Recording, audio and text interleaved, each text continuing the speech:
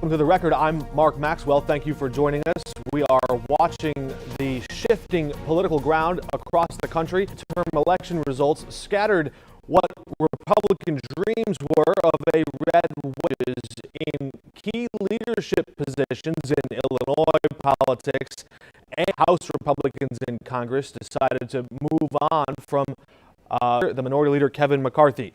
We went to Springfield, Illinois yesterday to sit down first with Democratic House Speaker Chris Welch, who is now inheriting the largest supermajority in Illinois history since 1980, when Illinois cut back the number of politicians in the state legislature.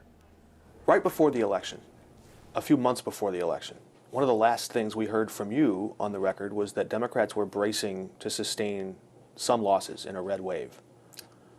It didn't quite materialize. You've got 5 more Democrats and the largest House majority ever. What changed? How'd you do it?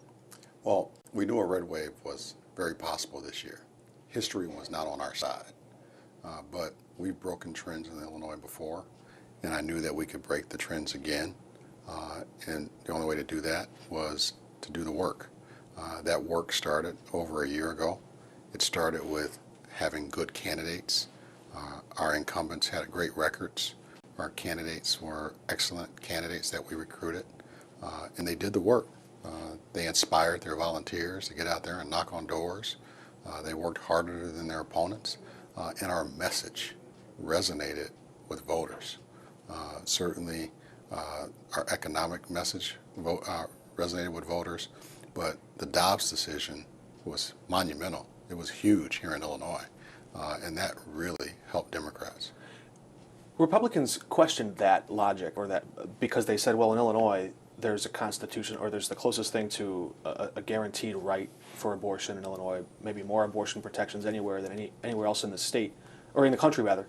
Where do you look to in data, in anecdotes that proves to you indeed the Dobbs decision played a role in electing Democrats? I look at the outcome of the elections. I said in several speeches that I gave over the last few months that Rovember was coming, and the information that I was receiving from people that were knocking on doors and what people were talking about. When you look at the data and polls, when you look at what people were saying they were hearing at the doors, Rovember was coming. And it wasn't just here in Illinois. People underestimated the power of women. They underestimated the power of 18 to 24-year-olds. And those people came out and spoke in droves. And that happened in Illinois and all across the country. Many political observers in Illinois might remember that when women in the House Democratic Caucus rallied around you to make you speaker, a lot of them remembered and spoke fondly about your support for reproductive rights during your days as just an ordinary member of the House. Is there still something you think is left unfinished on that front? Is there more work to do to further ensure or enshrine abortion rights in Illinois, or is that fight mostly over? Well, I certainly think there's more to do because right now we're a single legislature or a single Supreme Court away from losing those rights. And so we have to always think about what more can be done. Is there something else we can do that will further guarantee a woman's right to choose here in Illinois? As the father of an 8-year-old, I think about that every day. And that's why I appointed a working group headed by Representative Kelly Cassidy to work all spring, summer, and fall to come up with some recommendations for us to consider. And I'm looking forward to them reporting back to the caucus and us taking up their recommendations. When we sat down for an interview at your district office, you spoke quite candidly about the fact that the redistricting process is inherently political. Did you see that in the outcome? What role, if any, did the map-making or the gerrymandering power play in helping Democrats pick up 5 new seats? Well, for me, what was driving me as the leader of our caucus and the leader of this chamber was the diversity of our state. I saw that this state, in terms of demographics, was extremely diverse. Diversity is the strength of our state. And so what was driving me during that whole process was any fair map, because you heard a lot of talk about fair maps, had to be something that was going to produce and reflect the diversity of the state. And if you look at the results of this election, they just happen to be Democrats. We elected our first Vietnamese. We elected our first Korean. We elected our first Arab American Muslim. We elected our first Indian American Muslim. We elected a whole lot of firsts.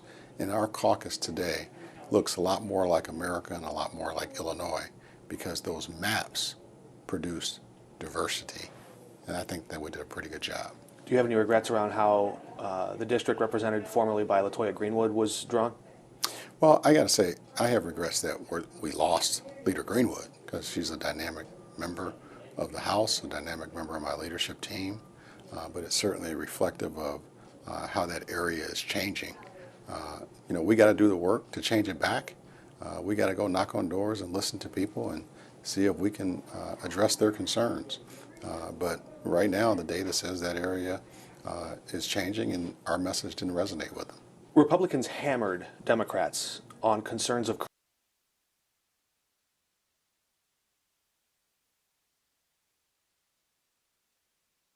crime and predicted a purge in Illinois when the end of cash bail comes on January 1st. How would you grade the effectiveness of that message now that the voters have weighed in? It was clearly an F. It failed. And it was failing from the start. It was never landing any blows, and my job was to make sure people didn't panic because we were tracking it very closely. We anticipated that attack, so we were prepared for it, and it didn't register. Lies and fear-mongering never works. Talking to people about their hopes and the change that they can believe in is what they want to hear. And that's what we did. And our job was to make sure the members and our candidates that we supported understood that the lies and fear-mongering wasn't working, stay on message, continue to knock on doors, continue to talk about the things that matters to them, and you will prevail. And certainly that's what happened. I know you've got a lot of staff that help you analyze bills, and you're the speaker, you got your mind in a lot of places, but have you read all 700 plus pages of the Safety Act? I have not read every single page, but I've read it through. When I say read every single page, as a lawyer, I like to dissect and read things 2 and 3 times. I have not read that 2 and 3 times just because of the sheer volume of things I'm dealing with as a speaker. But when you hear people say there's parts of it that are confusing, state attorneys, many of them suing the state right now, saying we don't know which criminal defendants we can put in jail before their trial and which ones we have to let go. Judges themselves aren't quite sure yet. Do you recognize those concerns, separate and aside from the political noise? Well, we said even before it became an issue in the campaign that we were going to address some of the clarifications that are needed in a subsequent trailer bill. We've already done 3 trailer bills to the initial bill that passed in January of 2021, 3 that are been signed into law. We're going to do a 4th. We've said that from day one. When we left here in April of this year, I appointed a group to specifically look at the Safety Act, and they've been meeting with all of the advocates, including state's attorneys, and the state's attorneys, before they started engaging in lies and fear-mongering during the campaign, knew that we were at the table continuing to work on this bill. And I do believe we're going to get a 4th trailer bill done that continues to clarify some of that language that everyone admits is confusing. This is a good policy. Before January 1st? Absolutely. During veto session? That's the goal. Can you, I know that maybe the language is still being drafted, but can you clarify the aim of what it is what is the line that you want to be able to tell state's attorneys and judges, this is the clear red line. Criminal defendants on this side of it can wait until their trial. Criminal defendants on the other side of it are the ones that are going to have to wait for their trial in jail. Well, I have a group that's been specifically tasked with working on that, and they're going to be presenting to the caucus, and I don't want to get ahead of them. And that should be happening very soon. And they're going to have recommendations to us. We're going to vet those recommendations, and then we're going to move them forward. But what I have been told is that there are going to be recommendations brought forward that everyone agrees on. And when I say everyone that's in our working group, and they have the support of the advocates. But for the people who might have voted for in this last election, and they've heard a lot of that noise. They're sitting, they want to hear from the Speaker of the House about the future of the Safety Act, and they've seen claims like a person accused of second-degree murder, which I know is a rare charge, but someone in that category might be let out. To that concerned citizen, you would tell them what? That was lies and fear-mongering. Even under the current version, before we pass clarifications, a judge, if a person is a danger to another person or a danger to the community, under the law, come January 1st, as currently written, a judge can detain that person. A person accused of attempted murder, a judge can deem them a risk to a person or the community and detain them in jail. Okay. It would not be someone that you would give cash bail to. I hear you, and we can move on because I think we're going to be very interested to cover that debate over the next 2 weeks as it develops. This is a new 2-year term. You're going to swear the oath of office in January and take the gavel again for 2 years. We didn't hear a lot from Governor Pritzker on what exactly he wants to do in his next 4-year term. Are there some specific aims that you hope House Democrats can advance, things in the law you want to see changed? What are the top few priorities for Democrats in the next 2-year term? Well, I certainly think we have more work to do. I think we need to continue to build on our budget success. I think part of the reason Democrats were successful was because we actually had a good fiscal record to run on.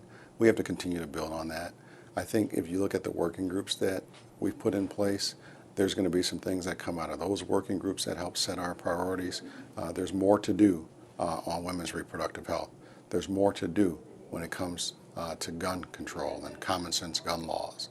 I certainly think an assault weapons ban is something that we need to take a good hard look at. And so there's a lot of huge topics ahead, and certainly some things in the education space that we can do. Cheaper college tuition? Cheaper college tuition. You're always trying to make college more affordable. You're always trying to make sure pre-K through 12, you're offering the best options to families. There's a lot more to do. Governor Pritzker did suggest he wanted to see some plan, we haven't heard specifics, on providing cheaper college tuition. What did you make of this news that President Biden's student loan debt forgiveness plan is now tied up in limbo in the courts? And what can the state do? Is there some alternative? Well, I was disappointed to see a federal appeals court in St. Louis put that on hold, because that is certainly within the president's power to do. It was the right thing to do. It was responsive to middle-class Americans and folks out there that are struggling to get by right now. We have so many people that receive PPP loans that had those loans forgiven. And today, it's many of those same people that are against folks having their student loans forgiven. That's hypocritical. It's disappointing. And the right thing to do is to try to give these folks an opportunity to contribute to society. And just lastly and quickly, I imagine we might hear some remarks from you toward Leader Durkin on the floor. Anything you'd like to say to him directly before he leaves his post? Well, I got to tell you, 22 years ago when I ran for a school board in my community, a nonpartisan position, Leader Durkin was one of the first people that supported me. I'm forever grateful to him helping me get involved in politics. I've enjoyed working with him. I mean, we've had our differences, trust me, but I've enjoyed working with him, and I wish him all the best. And I certainly look at this as an opportunity to build a relationship with a new leader. Hopefully they will learn from the lesson of this election that extremism is not the order of the day. Hopefully they can come a little bit more toward the middle, and we can all work together and find some compromise and continue to move Illinois forward.